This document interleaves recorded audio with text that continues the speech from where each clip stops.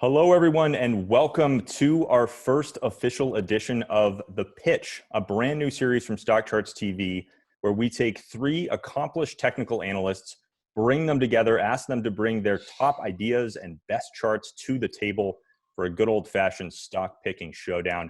I am thrilled to be with you here today. My name is Grayson Roze. I'm the Vice President of Operations at StockCharts.com. With me today, I'm very excited to bring you Dan Russo, the Chief Market Strategist at Chaikin Analytics. Dan, how are you? I'm doing well, Grayson. How are you? And thanks for having me here today. Oh, of course, it's going to be a fun one. Looking forward to seeing your ideas here. I also have Erin Swenlin, the co-founder of DecisionPoint.com. Erin, it's good to see you. How you doing? I'm doing quite well. Thank you very much. Glad to be here. Wonderful. And of course, we have our own David Keller. David is the Chief Market Strategist here at StockCharts and the host of The Final Bar. Dave, how's it going? Doing well. Pleasure to join Dan and Erin, two fantastic analysts. So looking forward to it. Yeah, definitely. It's going to be a fun one. Well, it's interesting. Dave has gone from host to hot seat participant here for our first, what I'm calling official edition of The Pitch. But some of you may have caught our original special that we did about a month ago. So we presented this format, The Pitch, as just sort of a one-time special. We did that about a month ago, and it was such a success. You guys all thought it was just such a fantastic format. We've decided to make it a monthly show here on StockCharts TV. So you're going to be seeing more episodes of The Pitch coming every month. This is, like I said, our first official edition. Very, very excited to bring this to you. Now, here's the format. So we're going to give everyone the floor. They're going to have about 7 minutes to run through their 5 charts, their 5 pitches. After that, we're going to come back together as a group. I'm going to have some questions for the group. We're going to dive into those. I'm going to pepper them with those questions. And we're going to have some rousing discussion. So really looking forward to that. We're going to kick things off here with Dan Russo. Again, Dan is the Chief Market Strategist at Chaikin Analytics. Dan, I'm going to go ahead and give you the floor. You have got some time on the clock, my friend. Go ahead and take the screen. And I'm really looking forward to seeing what you got for us today. Yeah, that's great. Actually, I went out of my way today to look for some ideas that were kind of off the beaten path, if you will, right? I spent 10 years on an institutional sales and trading desk talking to big institutional investors, mostly hedge funds.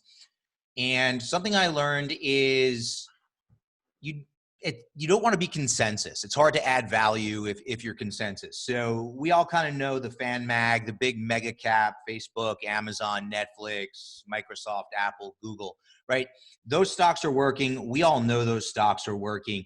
Tech and healthcare, especially at the large cap, mega cap level, has been leadership. But something that I've been noticing in my work over the past roughly week and a half is we're starting to see outperformance or better relative performance on the part of small caps. So that kind of piqued my interest because small caps have been big underperformers for about a year and a half. So I started to drill down on the small cap landscape. And what I saw there was basically a fractal, if you will, of what's happening in the large cap space, is that the outperformance or better performance of late on the part of small caps has been driven largely by the growth area of small cap, as well as the technology area of small cap. So I have 3 kind of growth focused small cap ideas, and then 1 large cap healthcare idea, and then 1 bearish or short idea, if you will. So my first small cap idea is a name called TWOU. The ticker symbol is TWOU. Closed here today at 30.23, and this is an education technology play, right? So if we start to think about thematically, coming out of COVID-19, things that can change. I teach a class at Baruch University. I know David Keller used to teach a class as well. And right now I'm teaching my class online. So education technology has kind of piqued my interest. And TWOU partners with schools for graduate programs, schools like Harvard, Yale, MIT, right? So it's an interesting story with a good technical setup in my view, as it's breaking topside through this consolidation here at about the $28 level, the Chaikin money flow indicator turning bullish, right? I look at a 13-period CCI and take a 3-day moving average of that. You can see it has some momentum behind the move here. And then just, using the scooter rating, 95. So relative strength in this stock that's kind of thematic within the context of COVID-19, I wouldn't be surprised to see a run towards $38 in the near term. And on top of all that, all of the long ideas or bullish ideas that I present here today have a very bullish rating in our 20-factor Chaikin Power Gauge model, the same model that I talk about in my show on StockCharts TV every morning. So TWOU, thematically around COVID, also, kind of, a small cap growth tech company that's beginning to outperform. So that's an interesting looking name to me. The other one that kind of plays on a similar theme is Green Dot, right?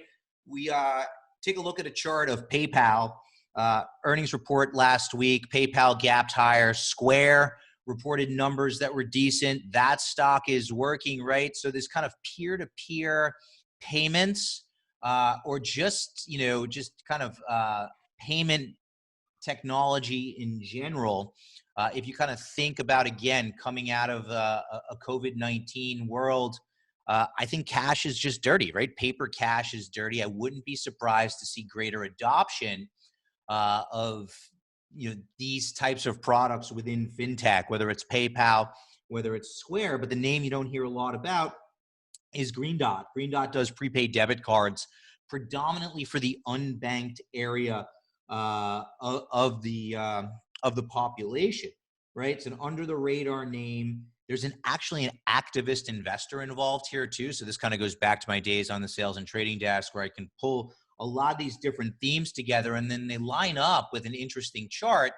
It jumps out at me. So Green Dot reported earnings last night. The stock gapped higher this morning through this downtrend line as it trades above this 89-day moving average. Again, Chaikin money flow beginning to turn bullish here. And we have a potential breakout on the scooter, right? Scooter rating or scooter ranking here of 91 with momentum behind it based on this 13-period CCI, right? So another under the radar name that's thematic around COVID, plays on growth within small caps starting to outperform. And then just the kicker for me here is the activist investor that's involved that could really kind of jumpstart things from a fundamental level. Makes Green Dot kind of interesting to me. Again, a very bullish rating at Chaikin Analytics. I think there's upside potential in this stock just to fill the gap, which would take you to $44 here. Another small cap growth name that I highlighted in one of my notes recently and actually highlighted it on the show, on the channel in the morning, was Merit Medical Systems. MMSI is the ticker symbol here. So this company is interesting because they sell single-use disposable items into hospitals, right? So you can kind of see where I'm going. I think very thematically, it's a small cap growth name, right? Single-use disposables into hospitals. Thematically, for me, there are 2 points there that are interesting. Number one, I think as more and more people get tested for COVID, right, there's a chance that you could see more hospitalizations, right? So more demand for disposable type items.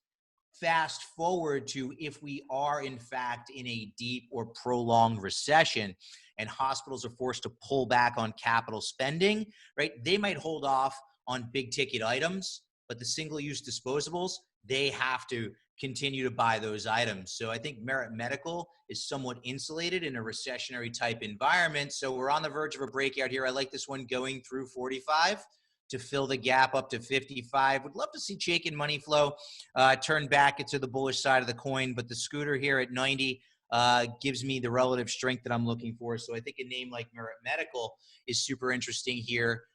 And now, finally, large cap back to Dan, just to give you a quick heads up, we got about 1 minute on the sounds good. Here. Humana breaking topside after an inverse head and shoulder. Scooter of 94 has a very bullish rating at Chaikin Analytics, has some momentum, predominantly bullish money flow. I mean, if you just start going through the math on the breakout from this inverse head and shoulders pattern, I mean, you could get an upside of 550 here. What's interesting to me thematically, right, again, thinking about the potential for a recession, Humana mostly plays in the Medicare space, right? And the folks on Medicare are not losing their jobs. It's mostly government paid for. So again, somewhat insulated, breaking topside from an inverse head and shoulders. And then finally, a bearish idea, to bring home. I was always told, don't ever show up without a bearish idea. So mine is JP Morgan. I realize that this could be somewhat controversial, but number one, I'm not convinced that we've seen the low in yields. So as rates move lower, that's obviously a headwind for the banks. Take a look at JP Morgan breaking down from this triangle consolidation. Stock goes from 140, starts to consolidate around the 95 level, and then we get a breakdown. I think you can pretty quickly make the case that this stock could go to $50. The scooter is at 22. We have a momentum breakdown, and look at the complete crash in Chaikin money flow. So if you're looking for a bearish opportunity, I think you want to go fishing in the banks and take a look at a name like JP Morgan. So those are my ideas, and thanks for having me.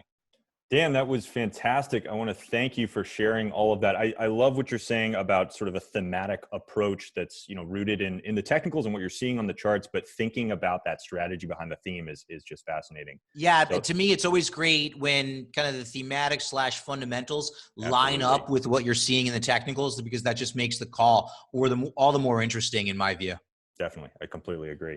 I'm going to go ahead and bring on Erin Swenlin next. Erin is the co-founder of DecisionPoint.com, hosts the DecisionPoint show as well on StockCharts TV. Erin, so excited to have you. I'm going to give you the screen and take it away.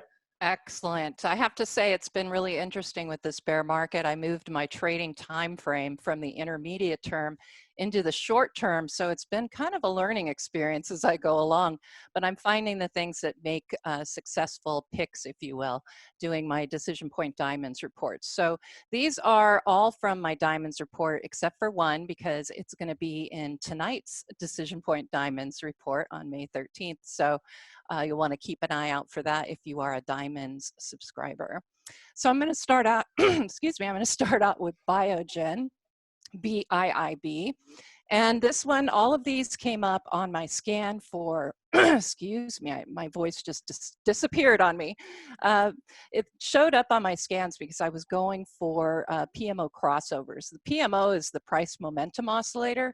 That is the decision point version, if you will, of the PPO. It looks a lot like the MACD, but it reacts slightly differently because obviously the calculation is different. So what I did is I looked for stocks that were showing, you know, some strength with the EMAs, the way they were lining up, and then also getting these buy signals coming in. And so BIIB was picked last night. Well, and obviously, and I'm going to take this into annotation just because I think it is easier if I clear things out of the way. So when I put it on my Diamonds report last night, of course, since then we had a 2.5% decline, which honestly, those are the kind of things I want to see on the day after I do a Diamonds report, because it usually gives me a better entry. I was looking at this double bottom sitting right here on that 200-day EMA. We have a gap that had just been covered, and generally when you get those gaps to cover, you'll see the price continue in that direction. And what happened was, of course, we covered that gap. We went up a little bit higher earlier today and then finished back close to that breakout point. And again, that's really what you're looking for, is the breakout, the pullback to the breakout point, and then, of course, the hope is that you're going to see the price rise even higher. So I like this one. RSI was looking positive. It was also growing out of that negative territory, if you will, below net zero. It's now above it. I use the on-balance volume. You can look that one up. It's a very simple version of, you know, well, Chaikin money flow is far better, but there's a lot of different volume indicators out there. I like the OBV. It's simple. I've been calculating it since high school, so I understand it quite well. So I was liking the volume that was coming in. See that we're getting it. We had volume that came in higher than the previous top we had here with that breakout, so I liked seeing that. So I thought BIIB looked interesting, and then usually in my Diamonds reports, I like to set up this pink percentage line just to give my subscribers an idea of where you might consider stop levels based on percentage and, you know, hopefully support and resistance areas. So in this case, I had my my stop was just under this gap when it was closing here, but now, of course, now we can move it down, and that means I can move my stop level down. And I would be looking at this point, it's a little far down here, that's a 10%. to that 200-day EMA. I might bring it up just a little bit tighter, right in the bottom of this zone here, where you can see we have some price bottoms that are coming in there. That gives you about a 6.5 to 7% stop. Of course, it's really tough these days with the volatility, and a lot of times I'm finding I have to set my stop levels a lot deeper than I normally would, just because of the volatility when you get these big percentage gains and losses. So BIBB was one. And let's go ahead. The next one actually came to my attention today in my trading room with Mary Ellen McGonigal, and that was Beyond Meat. And somebody asked about it, and I pulled up this chart and I started salivating. I really like the look of this chart, so I have to include it in Diamonds tonight. And what are the things that I like? Well, first of all, you have this beautiful cup and handle. We've gotten the breakout. I put in some Fibonacci retracement lines just to give you some ideas of possible resistance. And you can see that today it got right up to that 50% retracement level and then did pull back somewhat. Granted, we had a big move today, but like I said, you might want to stalk it in the morning on your 30-minute, your 15 5-minute charts to look for a possible entry if we do get a pullback. If we don't, then it'll still help you find that place during the day that might be a better entry. So that is Beyond Meat. And you can tell that, again, we have that nice rise. We have the retracement going on. PMO has been on a buy signal. It's still headed straight up. And look at your OBV is the same. You've got rising bottoms here that are confirming these rising bottoms on price currently. And I do have the scooter under here. I always like to find stocks that are a 75 or above. So generally, you're not going to see a stock come into my reports that is under a 75 scooter rank unless I'm really looking to bottom fish. Next one up is CME Group. Nice rising bottoms on this new rally that we can see going on here. And again, this one fell today after I presented it yesterday. But again, this is a great opportunity when you get these pullbacks, and you can see it did not conflict. It didn't break down from this rising trend that we're seeing currently. And the PMO, we did get that buy signal yesterday, and it's still just there above its signal line, but I suspect if we can get this rally to continue, we have a good opportunity here on CME. The next one I'll say is eHealth. And that one has been in a bit of a trading range, but I like this breakout that we got from that declining tops trend line. Comes in right with that PMO buy signal. OBV is trending upward with the rally.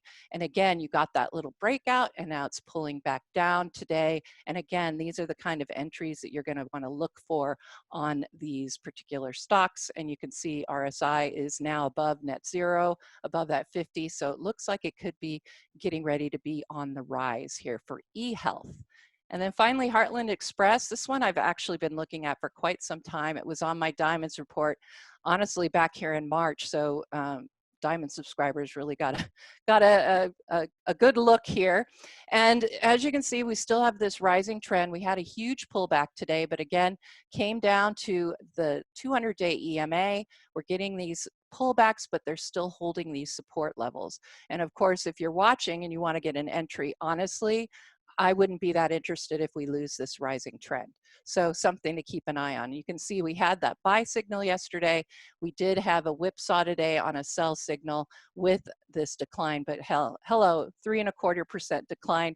I would expect to see exactly that with my PMO. But I think this rising trend looks good. I think truckers are still looking good. Really nice reverse head and shoulders here. And this will constitute a breakout from that pattern, and we'll just have to see if we can keep it going. But we've got RSIs in positive, and again, the OBV I think is still looking pretty healthy. So those were my 7. Did I come in at the right time? You did. That was perfect. Spot on, Erin. I want to thank you so much for coming on. One thing I just got to say, I love the fact that you have colored charts, just beautiful, beautiful charts here. I got to say that. So big props on that. But thank you so much. I've got so many questions for you. We're going to come back together as a group, though, at the end here and answer some of those. Before we do that, I want to bring on David Keller, our Chief Market Strategist here at StockCharts. Dave, really looking forward to seeing your picks as well. So, Dave, I'm going to give you the screen. You've got 7 minutes on the clock. Let's see what you got for us. Sounds good. So boiling it down to 5 names is always a challenge, and boiling it down to 5 names in this sort of environment, I found incredibly difficult. But given my focus on relative strength, and I just gave a presentation to the Money Show yesterday talking about the ways to apply relative strength, and my charts pretty much 100% of the time focus on relative strength, which is a stock's ability to outperform its peers, whether you're comparing it to a benchmark or to other stocks. And so the theme across my 5 names is these are 5 stocks in a couple different industries, a couple different sectors represented that all are starting to or have consistently demonstrated their ability to outperform. So I'll start with consumer, and Tractor Supply Company, TSCO, is the first of my 5 names. I'm interested to see stocks that have been able to eclipse their February or their January high. A lot of stocks topped out in January. Many of them in the market sort of hit the peak in February, and stocks that have been able to already eclipse those, I find very, very meaningful. This is a stock that actually topped out right at the 100 level, sold off into the March lows, came back up, broke above, and now retested 100 from above, and now have continued this further upside.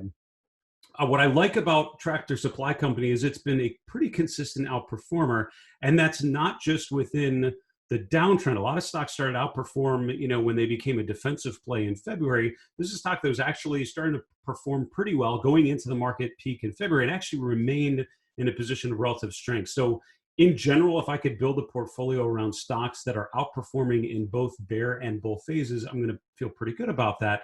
Just today in a market, a bit of a sell-off, you still have the stock down, but not down as much as the overall market, which overall, still hitting relative highs on a down tape feels pretty good to me. This is one of the stocks that's actually overbought. There are very few of those in the world right now. And so I think in general, what that suggests is you get a buyable pullback at the very least. And I think Tractor Supply Company is a pretty decent chart. Within consumer discretionary, there are obviously plenty of chart challenged names and industries right about now within that sector. And in general, consumer, I'm not a huge fan of overweighting, but I do think there are opportunities like TSCO within consumer discretionary. Chart number 2 is going within healthcare. And so I think biotechs are sort of the easy answer in terms of stocks that I think have demonstrated their ability to do well. And given the coronavirus, strategies and how they will become more and more a focus of our ability to recover, I think it's, biotechs represent a pretty good opportunity. So I picked 2 other stocks actually within healthcare that I think are actually preparing to have some fairly decent trends in place. IDEXX Laboratories, IDXX, is within medical supplies. And if you look at this chart, it's actually making a monster base. This is a base going back for almost a year. So it peaked out last summer, continued to hit that resistance level just below 300 a number of times through the second half of 2019.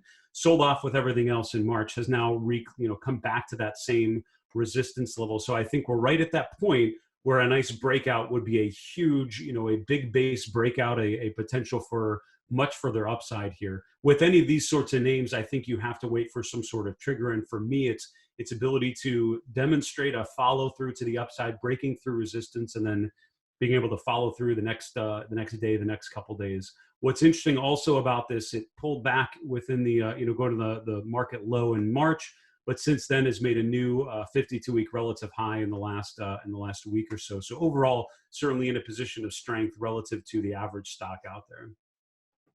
Chart number 3 is also within healthcare, and it's Agilent Technologies, ticker A, and this is within medical equipment. This is one that's a little earlier on, and I tried to not just pick, for me, it's always tempting to pick stocks just going up and to the right because I like following trends that are working. So I try to pick a couple more different strategies just to represent some of the different opportunities that are presenting themselves. Agilent, if you look at it, is nowhere near its peak in January. So while the first couple names were sort of testing or at new highs or all-time highs, Agilent something a little early on. It's had a nice rally from the low in March. Since then, is sort of stabilized in a lot of ways. Looks like a chart of the S&P 500. While the S&P is struggling to get above its 200-day moving average, struggling to eclipse its short-term peak from April, and in other ways actually setting a lower peak. Agilent's actually now rotated above its mid-April high, and obviously with most things pulled back today, but yesterday was a nice sort of upside day. So I don't think we've seen the follow through that I would love to see in it. And that's what I would be looking for on this stock. Is it able to hold above the 74 level, which was the most recent pullback? And if so, I think it's going to represent a fairly good upside. Never really got overbought, and the relative strength has been a little more muted, but just has started to emerge in the last couple of weeks. And so, if things are going to improve, if healthcare comes back as one of the big relative outperformers, and it had been up until the last 3 or 4 weeks, when things like technology have continued to strengthen, while some of the healthcare spaces have come back a little bit. If healthcare is going to emerge in a position of relative strength, I think stocks like Agilent are actually going to do fairly well on a relative basis. And so I think that's why it's a good opportunity to return to its January high around 90. Chart number 4, and again, I cringed a little bit as Dan Russo very correctly said, it's so easy to pick a mega cap tech name, and I have to do it, Dan. I'm really sorry, but I can't fight the urge to pick a stock like Microsoft, which has demonstrated its ability to outperform in bull cycles and bear cycles. And if you're asking me to pick stocks, I have to include something like this as one of them. So, again, the idea with relative strength is you want to buy what's working, you want to own what's working. And our friend Tom Bowley said, if you want to outperform the S&P 500, you need to own stocks that are outperforming the S&P 500. Microsoft and a lot of the other big cap tech names have been able to do that in bull cycles and in bear cycles. So when I'm thinking of core positions, even in a speculative environment, I'm looking at something like Microsoft because I think it'll serve as a safe haven given a short-term pullback I think we might see. And I will finish with definitely a non-traditional pick for me. Much like Dan said, I'm going to bring a bearish pick. My philosophy is bring more of a value-oriented pick just in case someone's more of an income person. And so if you are, I could see making a case for something like Franklin Resources. Again, I'm more of a trend follower, so I would much rather buy Market Access or MSCI, one of those stocks that's breaking to new highs and outperforming. But with Ben, I like the fact that it's established a bottom around 15. I like the fact that it's broken to a new swing high. I like the fact that it's gotten above its 50-day. It is just starting to outperform in a sector that is chronically underperformed. So if I need exposure to financials and I'm not satisfied with just the exchanges and the top flyers, I think something like Ben could be interesting. And what's most compelling on this one is the yields. This is yielding almost 6% at a time with interest rates low and appears to be going lower. I think that could provide a potentially good income opportunity. So those are my 5 picks, a couple different sectors represented, Grayson. Wonderful, Dave. That was awesome. Thank you again so much for being a part of this. I hope it was fun to, like I said, be in the hot seat instead of hosting like last time. But it's always fun to see your process. Always fun to see your ideas. We're going to come back together now as a group for some questions. I've got some individual questions for each of you. I've got some group-oriented questions that hopefully we can all just kind of jump in and answer. Dave, I'm going to go ahead and start with you just because you've still got the screen, so keep the screen for a second, but also because you were last up. 2 of the names that caught my eye from your picks were Tractor Supply Co., TSCO, and IDXX. Now, I'm curious to get your thoughts on this. You have a pattern, I think, that we've been seeing across a lot of stocks, in this recovery. TSCO, if my math is right here, is up something like 70% from the lows that we saw in March, and IDXX is up closer to 80% even from the lows in March.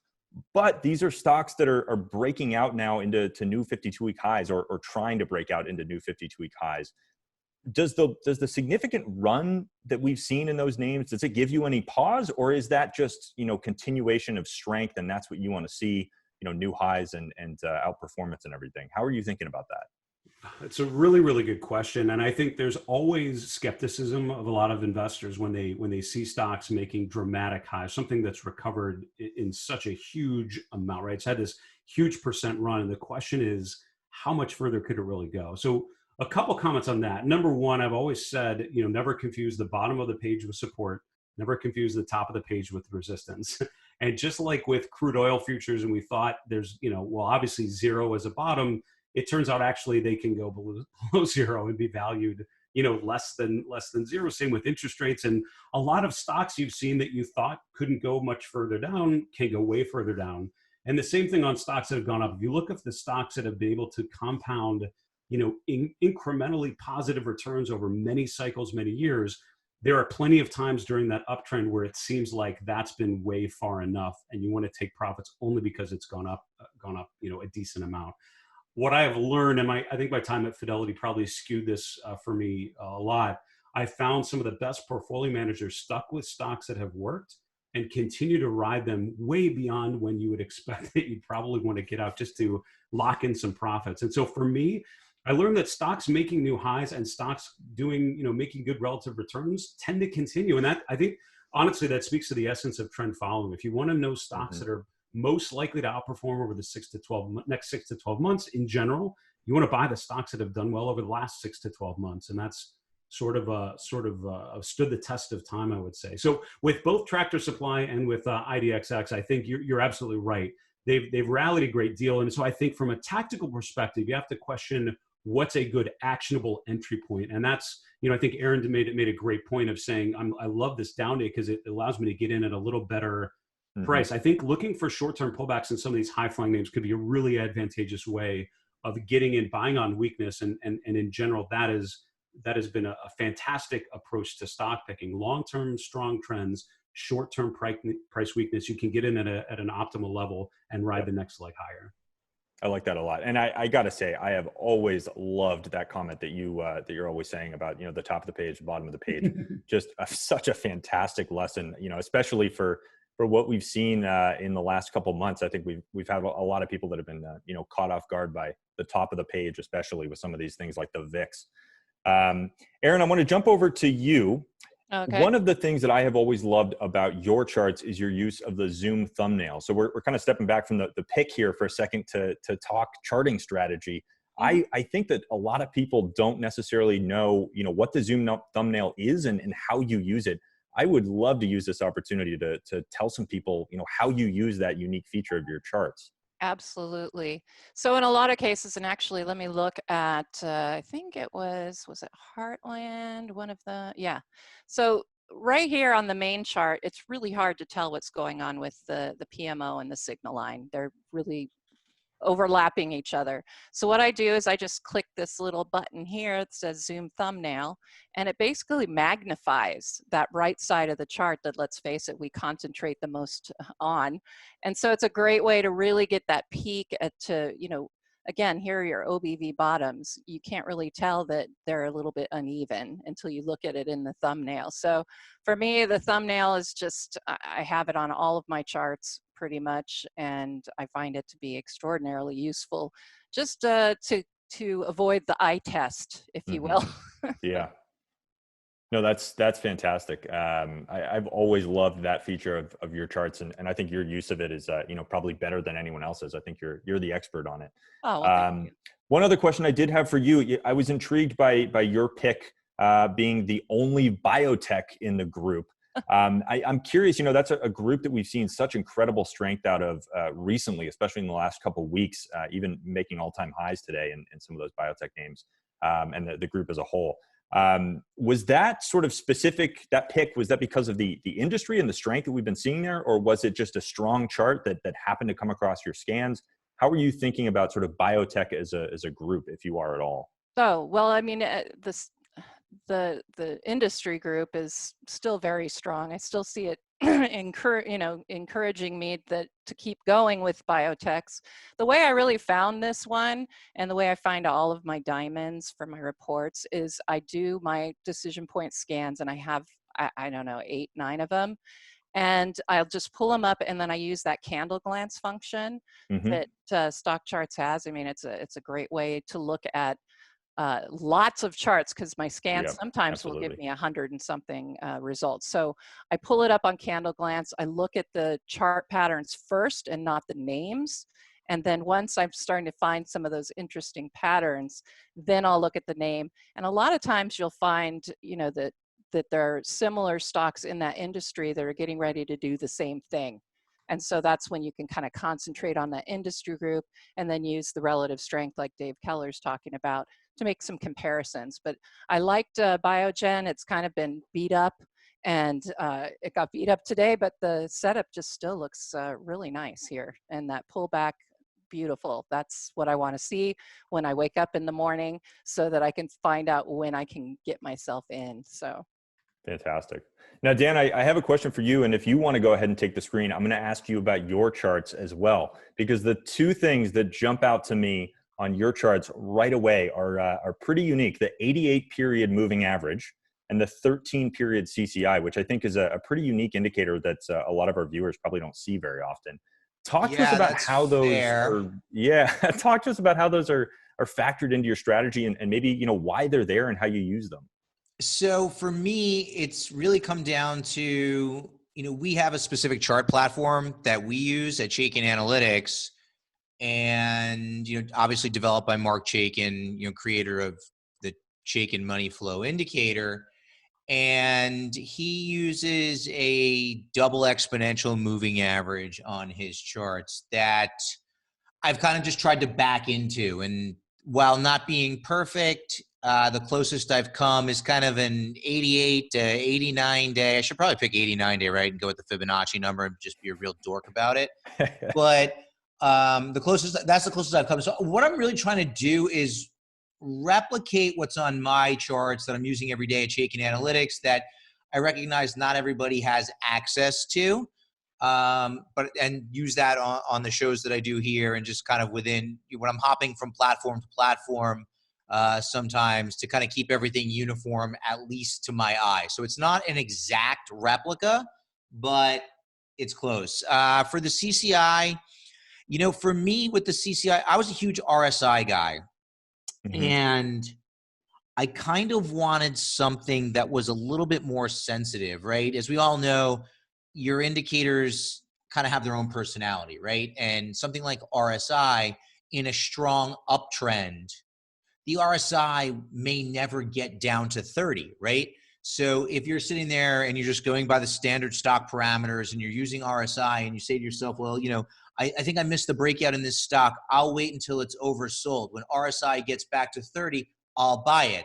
And then you look up, like look at a name like Microsoft throughout most of the last 2 years, you never had your chance to buy it because unless you knew that the unique personality of the RSI was that in a strong uptrend, oversold really kind of gets bumped up to 40, maybe even 50, right? Mm-hmm. So I wanted something that when I'm just looking quickly through charts, I can say something that said like CCI gets oversold even in an uptrend, right? Or a sideways trend.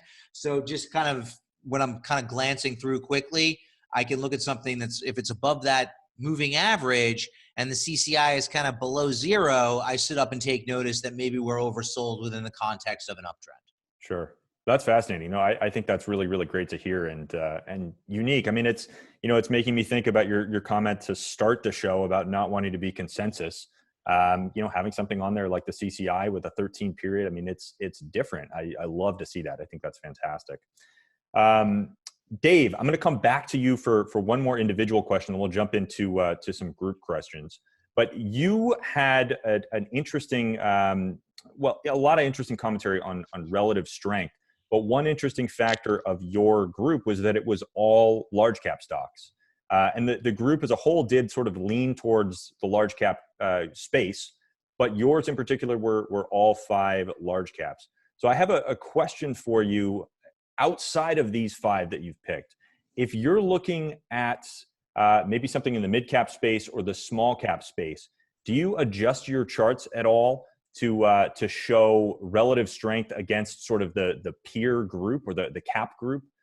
Are you adjusting for, you know, instead of having SPY relative to SPY, or do you have relative to MDY or SLY? How are you thinking about sort of relative strength for different cap levels? Yeah, really, really good question. And I think the way you answer that depends on what question you're trying to answer.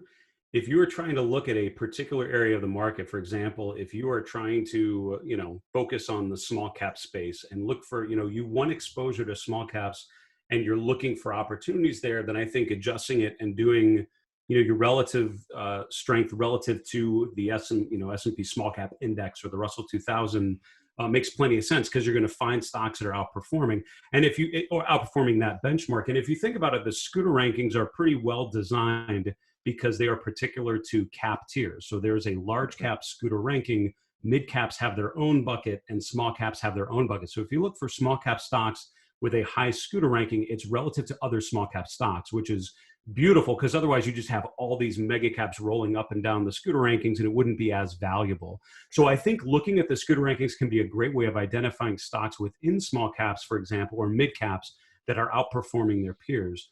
But in terms of what you want to put on your charts, it always comes back to what you are trying to do as an investor.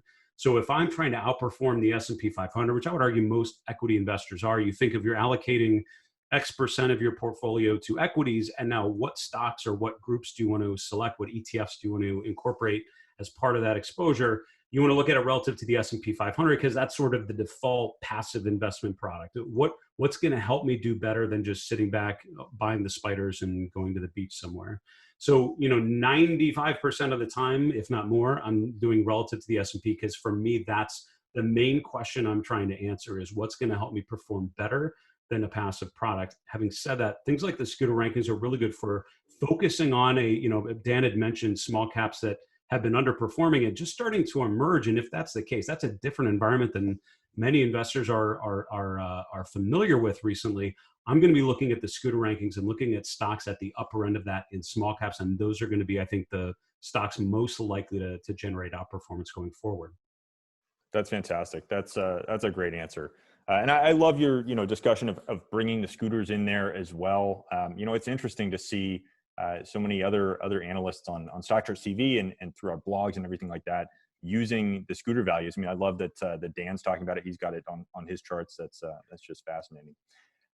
One question for the group. So, I mean, Dave kind of touched on this a little bit, but how does size factor into your selection process? I mean, Dan, you were talking earlier about sort of starting to focus on small caps because that's beginning to lead. Erin, same question for you. How does size factor into your selection process if it does at all? Well, for me, it doesn't factor in that much because, again, I do scan all of my scans. I'm looking for a capitalization of, an average volume of at least like 100,000. Mm-hmm. And then I want stocks that are $10 or more just to keep out some of the chaff. And so I use those two items. And so again, all of it though comes up on one screen. All of those are on my candle glance. And so again, I'm looking at individual stocks and their strength just on that chart for them. And if they look good and they're a small cap, if they look good and they're a mid cap, great. Like today, I didn't pay that much attention. So I think I had two large, a small, a mid, it kind of goes all the way around. Mm-hmm. To me, the chart's the chart. And, it's great to know that if small caps are doing well, that's, your chances are obviously a little better that you might select a better stock. But in general, all of the same rules apply to me with each chart and with each stock. And that's all of these technical things that I see on a chart and what Sure. is really interesting.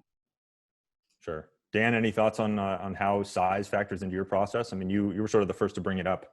No, it's a good question. And I don't really go out of my way.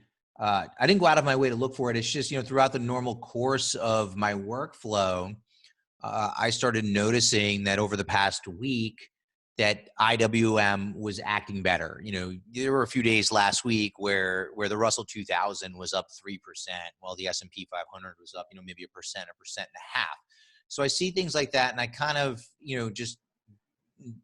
it piques my interest to the point where I go poking around, I guess, a little bit and see, what's driving that. So when I started to see small caps perking up, now again, they're not starting to outperform in a meaningful way.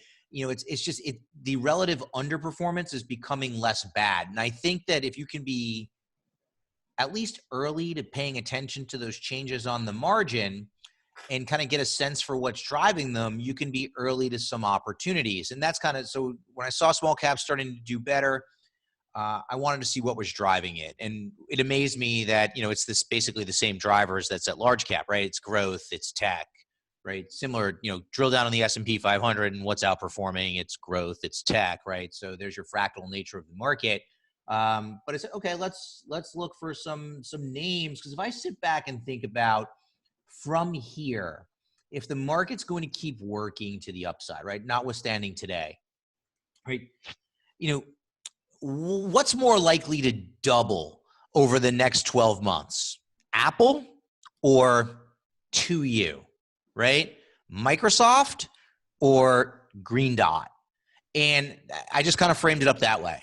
Yeah, that's a great point. I love you thinking in those terms. That's not to say that Apple and Microsoft can't keep working, right? Sure. If money's going to flow in, especially with the rise of passive products, which Dave, I give you credit for picking Ben in this environment. I actually called it out as a bearish idea one day last week.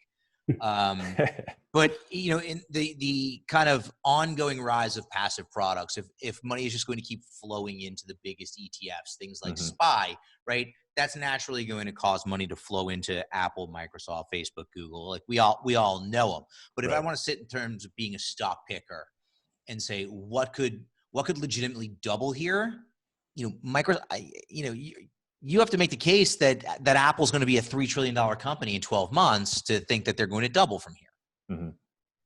It's interesting that you say, being a stock picker. I've been hearing more and more people saying, I think this is going to be a stock picker's environment for the next couple of years. Do any of you think there's any merit to that? I mean, does this become more of a stock picker's environment, or is this volatility something that actually scares you away from being more of a stock picker? Well, I know I've typically been more, like I said, an intermediate term trader. I really pay attention to the market in general before I start getting involved in stocks. But I'm finding with this bear market and bear market rally, or however you want to look at it, that you have to really start diving in to the separate stocks, to the separate industries a little bit more, because you do want to find those. And Dan, I loved your, basically you're looking at an upside target. I want to look for those ones that have a really great opportunity for an upside target that's just going to get them back to where they were. Those are the kind of things you do want to look for. And so, yeah, to a degree, I think when you have this kind of volatility, and you just have to be more nimble.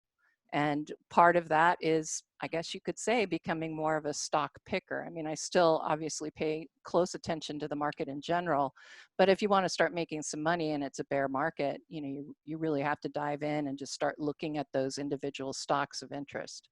Yeah, I think that's especially true, right? Because if the market from, call it February 19th at the top to March 23rd at the bottom, right? We all know that in this kind of in a sharp liquidation phase, correlations kind of just go to one, right? We saw it, even your safe havens, right? Treasuries sold off, gold sold off, right? The market sold off. So to me, I think the opportunity for stock pickers is there because, right, the chances are, a lot of good stocks probably got hit too hard just as a function of overall de-risking. So to me, that's the opportunity at the individual I like that. stock level. Sure. Maybe, this all rectifies itself when we go right back to, the passive brigade, and stock picking maybe doesn't become all that important. But there are always stocks that are outperforming and always stocks that are underperforming. So I kind of always think that stock picking is important. But I guess from a kind of a professional investor level, I guess we'll find out, right? We'll see who did well in the first quarter. Yeah, it'll be interesting. Dave, any thoughts on that? I think from a sector rotation perspective, that speaks to the emergence or the reemergence of stock picking. I think, Dan, to your point, that in the sell-off, correlations go to one. Everything's going together. On the V bottom, everything's sort of launched out of the March lows together. But if you look at the 11 S&P sectors over the last month, you're now starting to get some real differentiation. So certain things are continuing to break higher, like comm services, technology. Certain things are breaking down, like utilities, real estate, consumer staples. And then you have a bunch that are sort of sideways, like consumer discretionary, like healthcare and others. So you've had this environment for a while where it was sort of like the 11 S&P spiders kind of all going down, all going up. And now you're fanning them out a little bit. And I would argue even also within some sectors are starting to get some differentiation that had not been, things felt very homogenous until about a month ago. And now I think you're seeing things start to spread out a little bit. But I think to Erin's point as well, that what speaks to me in this sort of environment, I would say it's always a stock picking environment to some degree. And if you look at charts, and again, I'm super biased at looking at relative strength, you will find stocks that are able to outperform regardless of how homogenous everything feels. If it feels like everything's up and everything's down, you can always find stocks breaking out and breaking down if you're screening, if you're scanning the universe well enough. Yeah, definitely. No, I mean, that is an interesting, noticeable absence from our group here. I mean, we can see the sectors in the picks that we have, the 15 stocks here. You know, no utilities, no staples, things like that. More defensive plays. That is an interesting absence of the group, you guys. I've got my final question up here because we're running out of time, unfortunately. But here is my chart of the S&P 500, and when I think about this chart right now, what I continue to see is this struggle with sort of the 61.8% level. So the $1 million question, I think right now, we've had such a monster decline and such a monster rally back, but still sort of struggling with this level. From here, we did this last time. I think it's a great, simple question. Up, down, or sideways? Where do each of you think that we're going from here? Let's say through the end of the year, for now. Through the end of the year, up, down, or sideways, where are we going on the S&P 500? You know what? I'll take it first, just because I'm kind of going to punt, because I actually wrote about it this weekend, and not so much punt, but you know, I think in between kind of 2,800 and 2,950, it's sideways. It's a no man's land, and it's easy to get yourself chopped up. I think that should we break topside through the 61.8% retracement level, which is at about 2936. Right? And you have now coming into play the 200-day moving average, which I believe this morning was at 3001. It's probably lower into tonight's close. I think if you break above that level, you have an easy 100 S&P points to 3100, 3110. And then from there, if that gives way, you have to start thinking about the highs. The flip side, below 2800, I think it's an easy 100 points down to 2700. And then quickly you're putting kind of 25 to 2,600 in play. And in between, I really feel like it's anybody's guess. Like I actually wrote this in a note last week. In between, it's frustration. It's chop everybody up as they try to figure it out. So I'm taking a more of a roadmap, if then approach. Sure. All right. Erin? I guess I'm up next. Honestly, and everybody knows that Carl and I generally are more on the bearish bias sort of side. Short term, I've been very bullish. Right now, I see this weakness coming in. I'm starting to see some of my indicators falling down in the short term. I certainly could see a test, at that, 2830 level, the low we had at the end of April. And I agree, Dan, totally. The chopping up people along the way. Yeah, I kind of think what would frustrate the most people? And that's it. And I feel like just sitting here and spinning our wheels in a 100-point range would be it. That's right. Yeah, and I suspect that's what we're going to see is that range, possibly a breakdown lower than that, intermediate to longer term. Because to me, we haven't seen those second quarter earnings really. I think that a lot of people are looking across the valley without realizing the valley is the Grand Canyon. There's a lot of work that's going to need to be done. And so intermediate to longer term, I just see a lot of weakness. And, honestly, by the end of the year, I think we could retrace, not all the way down maybe to the bear market low, but certainly about halfway down there to that 2,600, 2,500 levels. I don't want to see it, but indicators and everything by the end of the year, you're going to have a lot of that chop up and down, and we might just find ourselves exactly where we are right now on December 31st. I could totally see that, but in the in-between times, it could get pretty ugly. So the word nimble is what I've been using a lot lately.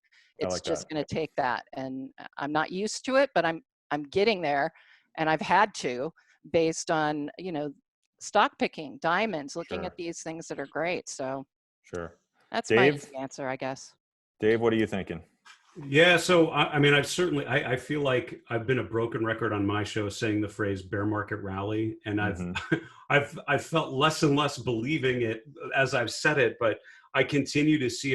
I think if you zoom out far enough, this whole experience is going to be this is the beginning of a larger bear market phase that has to happen. And, you know, I've mentioned the need to retest the lows, and that seemed more and more ridiculous as we've accelerated up to the 61.8% level. So I don't know if it's reasonable for us to get all the way back down to 2,200 on the S&P. I do think we're going to get a meaningful way down there, and I wouldn't be surprised if we get over half of the way down there and bottom out in like the 2,400s or something like that. For me, what tells a story is the severity of the sell-off has been unprecedented in terms of the time, but not in terms of the severity of a decline at the beginning of a bear market.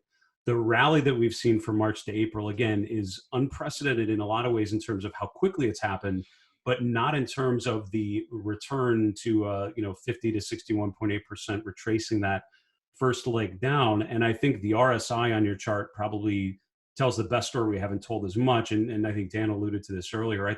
In a bear market phase, the whole range tends to come down. And in rallies, you don't tend to get above an RSI of 60.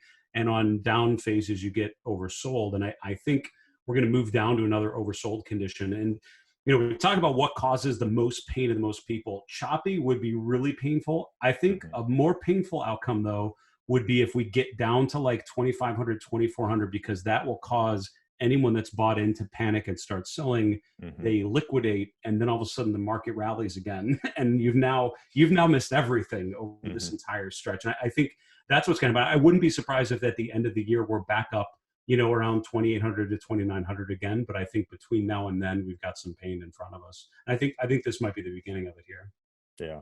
So can I put Dave on the spot just a little bit, and in a No, Dan, well-meaning way, because Dave and I have talked about this in the past, and I think, and I have the same bias, and I know Dave likes to get into the behavioral aspect of things. I think you and I have talked about, just given kind of when we started our careers, some of the things that we've lived through, right around the time of the dot-com bubble bursting, and then you go through, you know, whether it's, you know, September 11th, the global financial crisis, how that kind of imprints you to some degree, right? And you've said in the past, and I know I have this as well, I can go bearish and stay a hater quickly and for a long time. And how are you dealing with that now? Because I forced myself to get bullish as the market was turning, maybe late March, early April, but I legitimately had to force myself. Amen, brother. Amen. And I know that you have a similar kind of experience. So what, you know, kind of what are you looking at, or what do you, to make you recognize that maybe like this is my bias to be bearish? It's you know, and we've talked about this before, Dan, and I think it's one of the things that has served me well about half the time is being laser focused on the downside. And to be honest, you know, talking with Steve Sutmeyer at BofA Securities, right? He started as a fixed income analyst, and when I've talked to bond guys, I feel like my head in a lot of ways is wired more like theirs, in that they're so focused on the risk side of the equation and less on the reward side. So they're worrying about companies' abilities to, you know, pay the payments, the interest payments. They're not worried about, you know, hitting a home run with stocks, you know, and capital appreciation.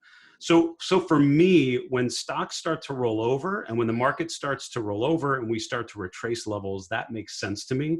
Bull markets that outpace where I think the sentiment probably should be right about now is what frightens me. And so that's probably what has kept me way cautious on this upturn. And so I think for me, you know, how am I dealing with it? The short answer is not well. The longer maybe answer is, I think for me, it's all about identifying some point that you lay out ahead of time that you say, if and when this happens, I'm going to admit that we're going to have further upside. And you kind of spoke to that when you see, that's what I've been doing, right? I laid it out as, you know, okay, under 2650, I think the odds of a retest are high. Yes. You know, 2650 was roughly with the 38% retracement, right? But then, and then there was that, I think that Monday, I think it was April 6th or Tuesday, April 7th, where we closed above 2650, where I just looked at myself, and maybe writing is what does it. Because if you put it in print, you kind of beholden to it to some degree. That's right. It was like, okay, well, we closed above 2650. So now I have to start to think about where we could be going to the upside. So I started laying out upside. And maybe that's the answer to the question, is just kind of putting it in print and saying, and instead of getting dogmatic in a view, just saying the if this, then that. That's right. And I think you've hit on it. I mean, if and for me, once we started rallying, once we broke above sort of 2650, we broke above that first Fibonacci retracement level. And that was also that swing high coming out of the lows in March. It was clear that the tactical uptrend was positive. And so I forced myself to recognize I'm still structurally bearish, but this is a tactical bullish trend. And if you have a short-term time frame, you really want to be thinking on the long side, until proven otherwise. And I fought that at the beginning. And I think the other thing maybe I've looked at that we haven't talked about are the cumulative advanced decline lines on the S&P, on mid caps, on small caps. They've all just been making this nice higher highs, higher lows coming out of the bottom. And it's, until that pattern changes, the breadth picture is constructive out of the lows, and you have to assume the short-term trend is positive. Once we break that 61.8% level around 2950, we get above the 200-day moving average. I think you have to admit that that medium-term time frame for me, which is a couple months to a couple years, that's now positive, and that's not negotiable anymore. That's the case. So for me, that's the level I've kept hammering on, that when this happens, I've got to turn bearish on that time frame. Guys, this is so fantastic, and unfortunately, we have to cut it off because we are out of time. But I cannot thank you enough, all three of you, for coming on, sharing your insights today. And I do want to let all of the viewers know that what we're doing with this show, very interesting, we're going to actually make all of the charts that you've seen here today available for StockCharts members. We're going to give you a special link. You can go to that link and you can get all of these charts, view them, and download them into your own account. There's a big green save button on the page there that you'll be able to use to install them into your own account. So after the show, go to stockcharts.com/pitch-charts, pitch charts with a dash in the middle. And you're going to be sent over to the page where you can view all the charts from today's show, and you can also save them into your own account if you're a member. Now, that page is only available for StockCharts members. So if you're watching this and you are not a StockCharts member, it's another great reason to sign up. You can get all of the charts from Dan, Erin, and Dave, plus this S&P 500 chart as well. Thank you all for being with us. Again, my name is Grayson Roze. I'm the Vice President of Operations here at StockCharts.com. And you've been listening to Dan Russo with Chaikin Analytics, Erin Swenlin with DecisionPoint, and David Keller, our Chief Market Strategist here at StockCharts. And we will see you next month for the next edition of The Pitch, presented by StockCharts TV. Take care. Hey guys, Grayson Roze here with StockCharts.com. Thank you so much for watching. I hope you enjoyed this video. Remember, if you did, give us a like down below, leave us a comment. We'd love to hear from you. And most importantly, don't forget to subscribe to our YouTube channel for daily content from an incredible collection of technical analysts and financial minds. We'll see you back here very soon. Happy charting, my friends.